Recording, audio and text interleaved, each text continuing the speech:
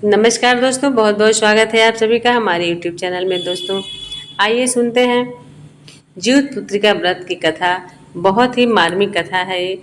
इसका पाठ करने से पुत्र दीर्घायु होता है और वह चारों तरफ से धन आता है। उसके जीवन में कभी कोई कठिनाई नहीं आती है। संतान राजा जैसा जीवन व्यतीत करता है। वो कहानी मैं आपको सुना रही हूँ, आइए सुनते हैं। माताएं बहनें अपने बच्चों की दीर्घायु के लिए जीवित पुत्रिका व्रत यानी कि जिउतिया व्रत रखती हैं और भगवान जीवित वाहन की विधि विधान से पूजा करती हैं। व्रत करने का संकल्प लेती हैं। हर साल आश्विन मास के कृष्ण पक्ष की 7वीं वृद्धाष्टमी तिथि में यह व्रत किया जाता है। इस व्रत में भगवान जीवित वाहन की पूजा होती है और उनकी कथा का पाठ किया जाता है। मान्यता है कि इसका पाठ करने से आपके बच्चों की आयु लंबी होती है और साथ ही उनका जीवन भी राजा के समान व्यतीत होता है। आइए वो कथा सुनते हैं। एक बार नैमिषारण्य के निवासी ऋषियों ने संसार के कल्याणार्थ सूत जी से पूछा, हे सूत जी, कराल कलिकाल में लोगों के बालक किस तरह दीर्घायु होंगे, सो बताइए। सूत जी बोले, जब द्वापर का अंत और कलयुग का प्रारंभ था, उसी समय बहुत सी शोककुल स्त्रियों ने आपस में सलाह की थी कि क्या इस कलयुग में माता के जीवित रहते पुत्र मर जाएगा। जब वे आपस में कुछ निर्णय नहीं कर सके, तब गौतम जी के पास पूछने के लिए गए। जब उनके पास पहुँची, उस समय गौतम जी आनंद के साथ बैठे थे। उनके सामने जाकर उन्होंने नतमस्तक झुकाकर प्रणाम किया। तदंतर स्त्रियों ने पूछा, हे प्रभु, इस कलयुग में लोगों के पुत्र किस तरह जीवित रहेंगे। इसके लिए कोई व्रत या तप हो तो कृपा करके बताइए। इस तरह उनकी बात सुनकर गौतम ऋषि बोले, आपसे मैं वही बात कहूँगा जो मैंने पहले से सुन रखा है। गौतम जी ने कहा, जब महाभारत युद्ध का अंत हो गया और द्रोण पुत्र अश्वत्थामा के द्वारा अपने बेटों को मरा देखकर सब पांडव बड़े दुखी हुए, तो पुत्र के शोक से व्याकुल होकर द्रौपदी अपनी सखियों के साथ ब्राह्मण श्रेष्ठ धौम्य के पास गई और उसने धौम्य से कहा, हे विपेंद्र, कौन सा उपाय करने से बच्चे दीर्घायु हो सकते हैं, कृपा करके ठीक ठीक हमें बताइए। धौम्य बोले, सतयुग में सत्य वचन बोलने वाला, सत्य आचरण करने वाला, समदर्शी जीमूत वाहन नामक एक राजा था। एक बार वह अपनी स्त्री के साथ अपनी ससुराल गया और वहीं रहने लगा। एक दिन आधी रात के समय पुत्र के शोक से व्याकुल स्त्री रोने लगी, क्योंकि वह अपने बेटे के दर्शन से निराश हो चुकी थी। उसका पुत्र मर चुका था। वो कहती थी, हाय, मुझ बूढ़ी माता के सामने मेरा बेटा मरा जा रहा है।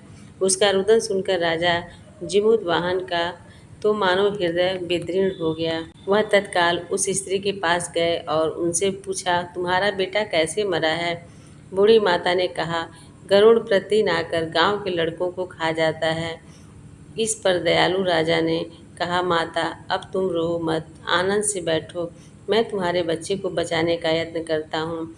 ऐसा कहकर राजा उस स्थान पर गया जहाँ गरुड़ आकर प्रतिदिन मांस खाया करता था। उसी समय गरुड़ भी उस पर टूट पड़ा और मांस खाने लगा। जब अतिशय तेजस्वी गरुड़ ने राजा का बायां अंग खा लिया, तो झटपट राजा ने अपना दाहिना अंग फेरकर गरुड़ के सामने कर दिया। यह देखकर गरुड़ जी ने कहा, तुम कोई देवता हो, कौन हो तुम, मनुष्य तो नहीं जान पड़ते हो। अच्छा, अपना जन्म और कुल बताओ। पीड़ा से व्याकुल मन वाले राजा ने कहा, हे पक्षीराज, इस तरह के प्रश्न करना व्यर्थ है। तुम अपनी इच्छा भर मेरा मांस खाओ। यह सुनकर गरुड़ रुक गए और बड़े आदर से राजा के जन्म और कुल की बातें पूछने लगे। राजा ने कहा, मेरी माता का नाम है शब्या और मेरे पिता का नाम शालिवाहन है। सूर्यवंश में मेरा जन्म हुआ है और जिमुत वाहन मेरा नाम है। राजा की दयालुता देखकर गरुड़ ने कहा, हे महाभाग, तुम्हारे मन में जो अभिलाषा हो वह वर मांगो। राजा ने कहा, हे पक्षीराज, यदि आप मुझे कुछ वर ही देना चाहते हैं तो वर दीजिए कि आपने अब तक जिन प्राणियों को खाया है वे सब जीवित हो जाएं। हे स्वामिन, अब से आप यहाँ बालकों को ना खाएं और कोई ऐसा उपाय करें कि जहाँ जो उत्पन्न हो वे लोग बहुत दिनों तक जीवित रहें। धौम्य ने कहा कि पक्षीराज, गरुड़ राजा को वरदान देकर स्वयं अमृत के लिए नागलोक चले वहाँ से अमृत लाकर उन्होंने उन मरे हुए मनुष्यों की हड्डियों पर बरसाया। ऐसा करने से सब लोग जीवित हो गए, जिनको कि पहले गरुड़ ने खाया था। राजा के त्याग और गरुड़ की कृपा से वहाँ वालों का बहुत कष्ट दूर हो गया। उस समय राजा के शरीर की शोभा दूनी हो गई थी। राजा की दयालुता देखकर गरुड़ ने फिर कहा, मैं संसार के कल्याण एक और वरदान दूंगा। आज आश्विन कृष्ण सप्तमी से रहित शुभ अष्टमी तिथि है। आज ही तुमने यहाँ की प्रजा को जीवन दान दिया है। हे वत्स, अब से यह दिन ब्रह्म भाव हो गया है, जो मूर्ति भेद से विविध नामों से विख्यात है।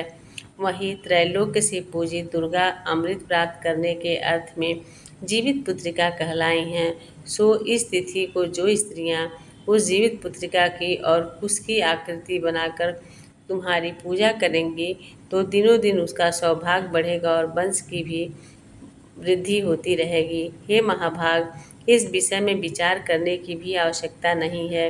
हे राजन, सप्तमी से रहित और उदया तिथि की अष्टमी को व्रत करें, यानी सप्तमी वृद्ध अष्टमी जिस दिन हो उस दिन व्रत न कर शुद्ध अष्टमी को व्रत करें और नवमी में पारण करें। यदि इस पर ध्यान न दिया गया तो फल नष्ट हो ही जाएगा, सौभाग्य तो अवश्य नष्ट हो जाएगा। जिमुद्वाहन को इस तरह का वरदान देकर गरुड़ जी बैकुंठ धाम चले गए और राजा भी अपने पत्नी के साथ नगर को वापस चले आए। सो दोस्तों, ये मैं ज़रूर कहना चाहूँगी कि सप्तमी बेधा अष्टमी व्रत नहीं रहना चाहिए। शुद्ध अष्टमी का व्रत जिसमें जो है हमें सुबह का समय मिलता है, वो व्रत रखना चाहिए। मतलब लोग कहते हैं कि जिसमें दिन निकलता हुआ उदया तिथि मिलती है वही व्रत रखना चाहिए और नवमी में पारण करना चाहिए। जो भी माताएं बहनें व्रत रहती हैं, इस कहानी को ज़रूर सुनें। और अगर आप लोग नए होंगे तो चैनल सब्सक्राइब करके ज़रूर जाइएगा। और आप सभी से आग्रह है कि 5 लोगों को कम से कम शेयर कीजिएगा। इन्हीं शब्दों के साथ विदा लेती हूँ। मैं हूँ वंदना मिश्रा। आप सभी को ज्योत पुत्रिका व्रत की ढेर सारी शुभकामनाएं। सभी को नमस्कार।